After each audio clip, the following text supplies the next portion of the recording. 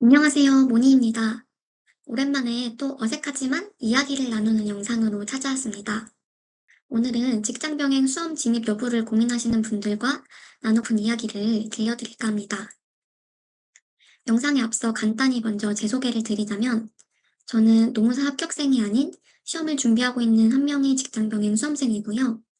23년 12월부터 약 500일 정도 노무사 수험 공부를 해왔고, 현재는 유예생으로서 2차 준비에 매진하고 있습니다. 원래는 시험에 합격해야만 이런 이야기를 나눌 수 있겠다고 생각을 해서 영상을 찍을 생각이 크게 없었는데, 수험 기간이 끝나고 나면 어떤 기억은 미화되고 또 왜곡될 수 있을 것 같아서 수험생으로서 하루하루를 버텨나가고 있는 지금 이 시기에 가장 솔직한 심정 그대로를 담아 직장 병행 수험 진입을 고민하시는 분들과 제 이야기를 나눠볼까 합니다. 본 영상에서 이야기하는 직장 병행은 주 40시간 풀타임 정규직으로 업무를 하시는 분들을 가정하여 말씀드리는 것이고, 저 역시도 일반 사기업 인사팀에서 6년차 직장인으로 근무하고 있습니다. 이 점 참고하셔서 영상 시청해주시면 감사하겠습니다. 오늘은 직장 병행 수험 하면 안 되는 유형에 대해 총 10가지를 꼽아봤는데요. 3가지 카테고리로 나눠서 하나씩 말씀드려 보겠습니다. 첫 번째로 기저질환이 있으신 분입니다. 여기서 말하는 기저질환은 신체적 질환과 정신적 질환 모두를 의미합니다. 수험이나 회사 생활 둘 중에 하나만 해도 아플 때가 많은데, 두 가지를 동시에 하려면, 그리고 이를 젊을 때가 아닌 3, 40대 이후에 하려면 원래 없던 병도 생기게 마련인데요. 이미 수험생활 진입 전에 갖고 계신 질병이나 질환이 있으시다면 관리를 잘 하더라도 악화될 가능성이 큽니다. 왜 알게 되었냐면 저도 알고 싶지 않았습니다. 건강 이슈로 중도 하차하시는 분들도 꽤 보았으니 진입하시기 전에 꼭 고민해 보시면 좋겠습니다. 두 번째로 잠이 많거나 체력이 좋지 않으신 분입니다. 아무리 효율적인 공부를 지향한다 한들 합격하기 위한 최소 공부 투입 시간은 정해져 있습니다. 직장인 수험에 대한 조언 영상들을 찾아보면 대부분 최소 주 40시간 정도를 말씀하시더라고요. 주 40시간 근무에 40시간 공부를 더하면 총 80시간이겠죠? 그리고 이러한 생활을 최소 1, 2년 이상 지속하셔야 합니다. 내가 평소에 잠돌이 잠순이로 유명했다 하시는 분들도 진입하시기 전에 꼭 고민해 보시면 좋겠습니다. 세 번째로 통제 불가능 변수가 많으신 분입니다. 야근이나 회식, 집안의 우환이나 육아로 인한 이슈 등등 같은 직장 병행 수험생이라도 통제 불가능한 외부 변수가 많은 분들과 그렇지 않은 분들의 확보 시간은 많은 차이가 나는 것 같습니다. 저도 지난 1월에는 주 2회 정도 야근을 했던 것 같은데, 이때 공부 진도가 밀려서 스트레스를 꽤 받았었습니다. 또 바삐 일하다 퇴근하면 기진맥진한 상태라서 책상 앞에 앉아도 공부가 안 되더라고요. 단순히 의지로 버텨내기에는 많이 힘들었던 것 같아요. 앞서 말씀드린 야근, 회식, 우한, 육아 등의 이슈가 있으신 분들도 진입하시기 전에 꼭 고민해 보시면 좋겠습니다. 네 번째로 주변의 지지를 얻기 힘드신 분입니다.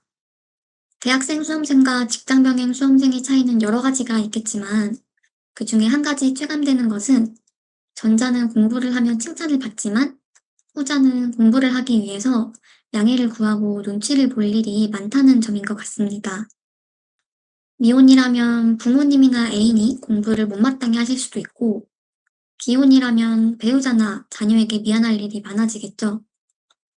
주변인들한테 정서적으로도 소홀해지고, 집안일이나 대소사를 챙기기도 어렵고, 수험 비용이라는 지출도 생기게 됩니다. 가까운 가족이나 연인이 나의 공부를 1, 2년 이상 기다려줄 수 있을지에 대해서도 진입하시기 전에 고민해 보시길 추천드립니다. 다섯 번째는 회사 생활에서 실적, 성과, 승진 압박이 있으신 분입니다.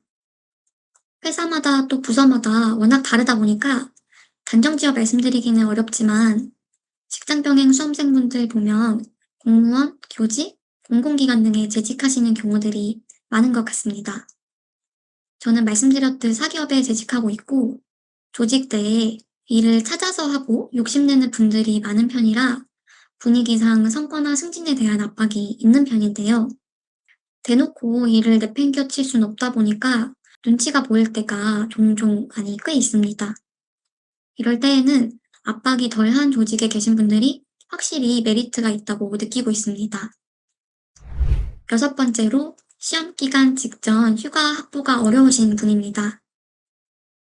노무사 시험 기준으로 정말 최소한도로 잡더라도 1차 시험은 직전 2일, 2차 시험은 직전 5일 휴가가 필수적이라고 보는데요. 마지막에 온 힘을 쏟아부어야 하는 이 시기에 휴가를 낼 수 없으신 분들의 경우 합격 가능성에 적잖은 차이가 있을 것이라고 생각합니다. 업종이나 직무 특성상 5월 말 그리고 8월 말에 연속된 휴가 사용이 어렵다고 느끼시는 분들은 진입 전 고민해 보셨으면 좋겠습니다.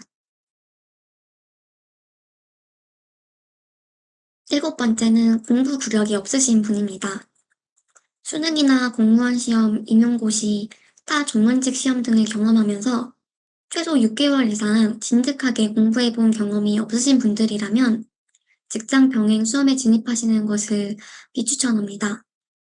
물론 직장 병행이 아닌 전업 수험이라면 이야기가 다를 수 있지만 직장 병행에만 한정해서 말씀을 드려볼게요. 그간의 공부 구력이 없는데 바로 직장 병행 수험에 도전하는 것은 아직 운전면허 필기나 기능시험도 치르지 못했는데 바로 도로주행을 연습하는 것과 비슷한 일이 아닐까 하는 생각이 듭니다. 본 게임인 논술형 2차 시험이 관건인 노무사 수험의 특성을 고려해서 진입 여부를 현명하게 판단해 보시면 좋겠습니다. 여덟 번째는 미움받을 용기가 없으신 분입니다. 앞서 말씀드린 것처럼 직장 병행 수험생은 공부를 하기 위해서 주변에 양해를 구하고 눈치를 볼 일이 많습니다. 저는 몇 달 전부터 점심시간에 공부를 하기 위해 매일 회사에서 혼밥을 하고 있는데 왜 식사를 같이 하지 않느냐는 질문을 십수번 받았던 것 같아요. 업무량이 많을 때에도 최대한 야근을 피해야 하기 때문에 티나지 않게 업무를 종종 피해가야 할 때도 많고요. 또 얼굴 한번 보자는 주변인들의 제안을 매번 거절해야 하는 점도 마음이 쓰입니다. 그렇지만 미움받을 용기를 가져야 조금이라도 공부 시간 확보가 되더라고요. 이러한 점도 미리 염두에 두시면 좋겠습니다. 아홉 번째는 사람 만나는 것을 줄일 수 없으신 분입니다. 수험생활 하면서 가장 먼저 삭제한 어플이 인스타그램이었습니다.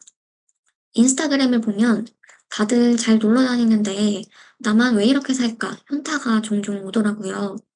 다음날 공부에 지장이 가니 즐겨 하던 술도 거의 마시지 않게 되었고 청첩장 모임이나 결혼식에 얼굴 비추는 것도 쉽지 않은 일이 되었습니다.